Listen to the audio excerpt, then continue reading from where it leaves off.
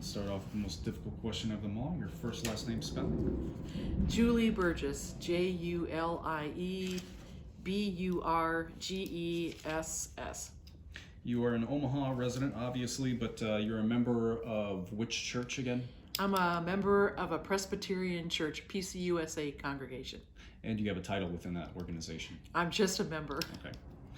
And it's through that church that you visited Syria in the Middle East a lot, and you give us kind of the Cliff Notes version of that. Sure, I can.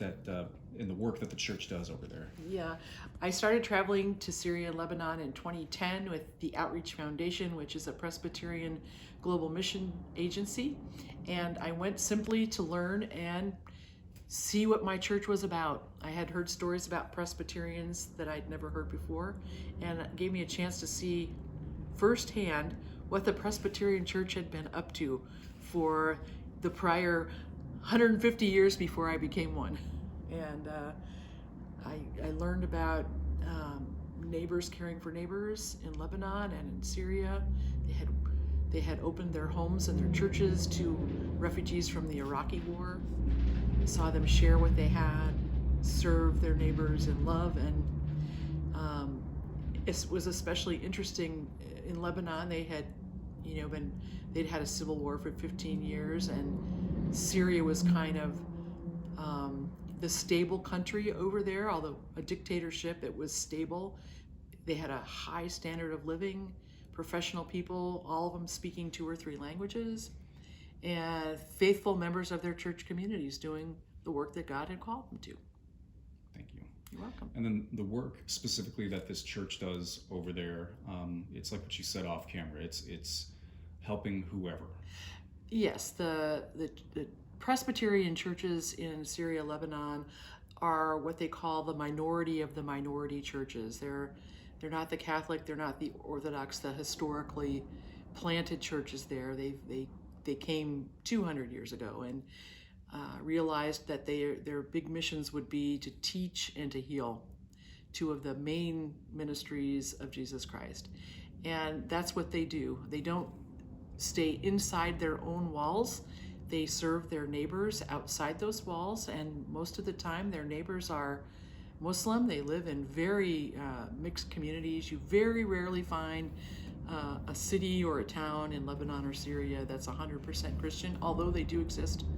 But they realize that the need is outside their walls, not just inside with their own communities. And so they have a great history of reaching out, and they have a very, very strong history, especially in education. Most of the leadership of the countries of Lebanon and Syria have come from universities that were established by Presbyterians. They're well known. The American University of Beirut, for instance, is a world-renowned institution for learning and especially for medical education. So,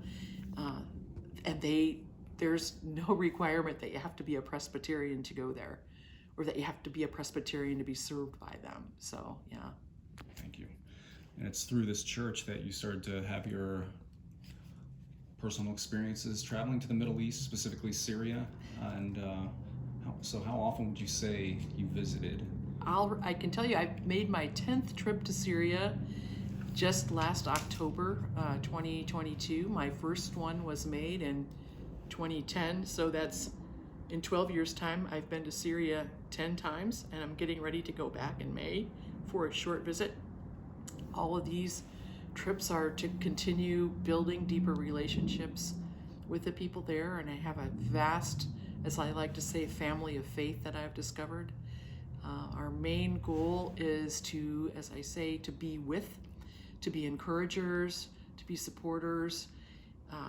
When the need arises, we try to raise funds. In case today, my friends at the Outreach Foundation are working on an appeal to begin raising funds for relief for people suffering from this earthquake.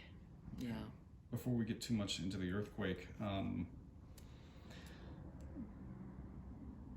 no, we're going to dive into the earthquake now.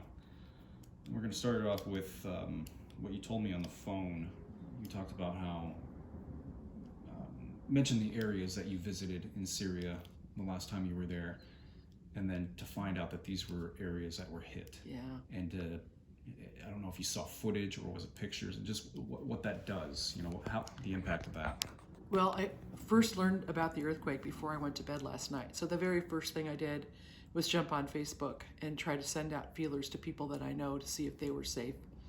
And I spoke by WhatsApp, I spoke with a gentleman in Beirut today who is Syrian to hear his story and how he was affected. He was awoken in the middle of the night and had to go outside, afraid his house was going to fall down around his ears. And then I jumped into a conversation with my friend and mentor at the Outreach Foundation.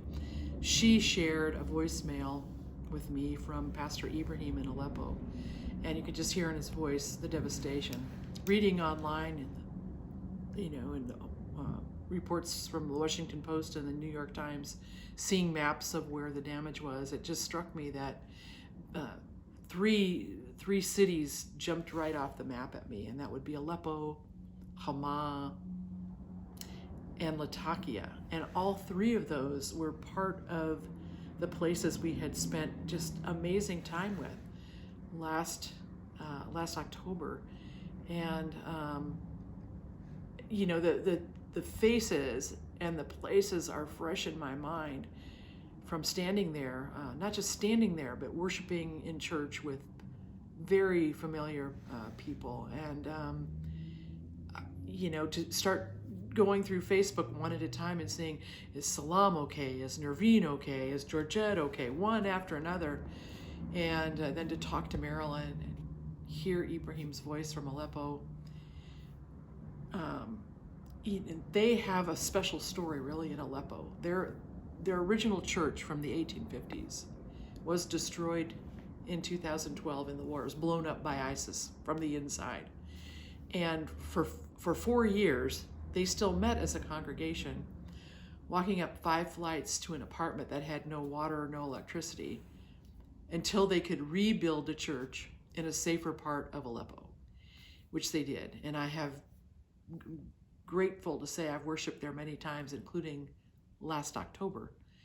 And to see pictures of the new church just opened in 2017 today in near ruins again. And I can't even begin to imagine what that congregation feels like, having been through this now, one destruction by war, one destruction by earthquake. And yet Ibrahim's voice on that voicemail was talking about what they were doing to serve the people around them who were all outside.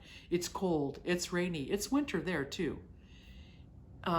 They have a high school that belongs to the church. It's called the Aleppo College for Boys. It has about 600 or 700 students in it. They've opened it up as a refugee center for families who have lost their homes. They said they're trying to find water and food for them just to provide a small bit of comfort in what's going on now in their lives. I can picture that because I've been there. I can see Ibrahim reaching out to those people just like he reached out to the Iraqis who came to him in 2010. To see those pictures of the church, I have to tell you, it was really hard to see today. It's a beautiful place. They've been adding on to it. They've been making it bigger, opening it up for programs for more and more kids especially, and now it's going to take some probably structural work to get it back to where it's habitable again. But they are on the ground working already. Difficult. It's very difficult. From what you've heard from your contacts over there, what's probably the most, the story that has jumped out at you most regarding the aftermath of this earthquake, or even during the earthquake? And I want you to hear this and hear this well. What I see from them on Facebook is an overwhelming degree of faith that you can't imagine. I mean, they have lived through, in Syria, that war started in 2011. It's still going on in parts of the country. The destruction I've seen from the war would say, who would stay here? Why do you stay? And yet, every one of them is raising their hands to God today, saying, thank you for protecting us through the night. Praising God that He's a loving God who sees them through, oh my gosh, I mean, terror upon terror upon terror. They're faithful people. It doesn't stop them from getting up and doing what they're supposed to do. And they realize, what does that mean? It means loving your neighbor. Who's worse off than me? I need to find them and help them. That is the story of Aleppo, and it's the story of other places in Syria. And these specifically were the people, other members of the church. You know, they Definitely. to make sure that I'm attributing that correctly, that when you got to the part of these are still people who are still around, and even after this morning, they're praising God for still They being are. alive. They're there offering comfort to others, and they're doing it on Facebook because they know people are watching. Just give some folks at home some perspective based on what you've seen during your visits over there to Syria.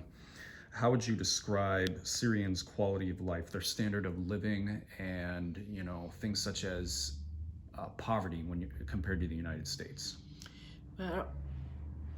About 95% of the people live below the poverty level. People who, we describe it this way when we go, people who used to be well off are now impoverished. People who were impoverished are now destitute. It's really hard. There are days when they're hunting for bread. I mean, I've read recently, there's basically no electricity available on any kind of a regular basis. If you're lucky, maybe an hour a day, and you don't know what hour it's coming.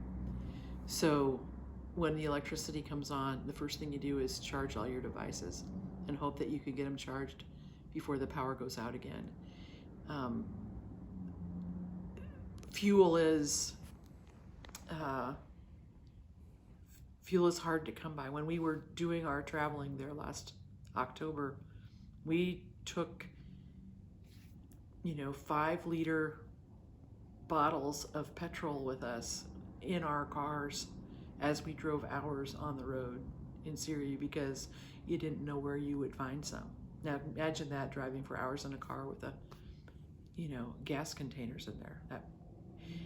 That's the way most of it. And we were lucky because we had money where we could provide those things for ourselves. But it's really desperate in places. It really is. I remember, I believe it was 2013 when an earthquake rocked Iran, and one of the news reports stated, it was over 100,000 people, I think, died from it. Do you remember that? And one of the things that the news reports talked about was, these are people who live in essentially mud huts. Well, and do you see any of that in Syria? No, in your visits? I don't. I mean, what I see now is people. No, it was a country with a very high standard of living. It really was. Mud huts. No, I mean, there are farm villages where people live in smaller, low-level, one-level homes. But for the most part, I'm talking about the cities I've been in are very cosmopolitan with high-rise buildings and beautiful mosques and churches, paved roads, traffic lights, just like Omaha, Nebraska. It would be like that earthquake hitting Omaha, Nebraska. But because there was so much damage already from the war, it doesn't take much more to bring down buildings that are already unstable for whatever reason. There has been a lot of rebuilding in Syria, but there's, I've been in places like Homs meeting with the governor 5 years ago, where they have a 50-year plan to replace what's broken from the war. And so what does this do? These are educated, middle-class people, and they are learning how to survive with literally nothing. Doctors, teachers, professors, dentists, mechanics, engineers, teachers, that's who they are. Considering, taking into account what you just described as far as the quality of life, the standard of living these folks have, do you think that will make the recovery from this even more difficult? What is going to make the recovery difficult is politics.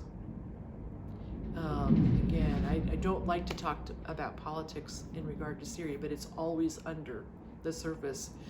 And the United States' stance on our relationship with Syria because of their president, as I saw in the paper today, is going to prevent the United States from offering aid. We're offering aid to Turkey, and maybe by offering aid to Turkey, in some way we are helping Syrians because there are so many Syrians in Turkey. But Syria will probably have to rely on their allies, who are, the enemies of the United States, are declared enemies, Iran mostly, and Russia, and I don't know what position Russia's in to help anybody right now. Interestingly enough, I did read today that Ukraine is offering support to Turkey in the form of rescue groups. How about that? So it will take a long time, but it's not to say that it can't happen, because I've already seen miracles happen there. And a lot of them are located in that little Presbyterian church in Aleppo, Syria. They built a medical clinic across the street from the church that was doing dental work and prenatal care and orthopedic work, and serving about, I know it's going to be hard to believe it when I say this, 3,000 people a month, basically for free.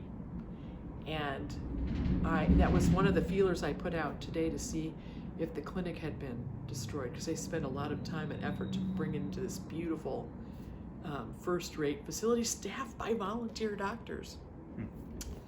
So again, recovery is possible. This is going to add to the length of time it takes to get.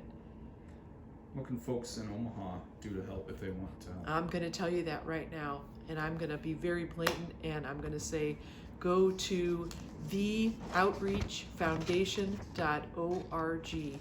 Sometime today, they will have an appeal up where you can donate directly to them on behalf of the victims in Syria, and 100% of that appeal will go directly to the churches in the National Evangelical Synod of Syria and Lebanon to work directly on the ground with people who are suffering now. I have no doubt that it will happen, and as soon as it's up, I'll be making the first contribution. Theoutreachfoundation.org. Thank you. Absolutely. Describe the link between the Outreach Foundation and your church. Well, it was we came to them because of, I was on staff at my church for a while, about 13 and a half years, and one of our other staff members has an aunt who was involved in global missions, and she left her job in Atlanta, a big church in Atlanta, to go work for the Outreach Foundation as their director of global partnerships, and she came to our church to do a staff retreat, and that was how we first became acquainted with them and their work, and we've since traveled with them to Israel, Palestine, to Iraq, to Egypt, to Lebanon, to Syria, to Cuba, to Mexico. So we, again, they have contacts in a lot of churches around the world, and they're all related to the Presbyterian Church in its many and varied forms. So that's how, and we are a Presbyterian church, so we plugged in with their mission, and it's opened up a lot of interesting doors for us. Thank you very much. Yeah, the couple days after I get back from my trip in May, my husband's heading back to Egypt with them, so going all the time. Is there anything else about this you wanted to say that none of my questions have allowed you to touch on? I just can't emphasize enough how much the people in Syria are so like the people in Omaha. There's really no difference other than the main language that we speak. And it's when you look in the eyes of someone looking back at you that you grasp that. And they have every right to a good life as we do. And whatever we can do to help them get back there, it's important that we step into it and not just turn off the news when we see bad things happen. I can't turn off the news anymore. My heart's been changed by going there, so. Okay. Thank you very much for your time. You're welcome.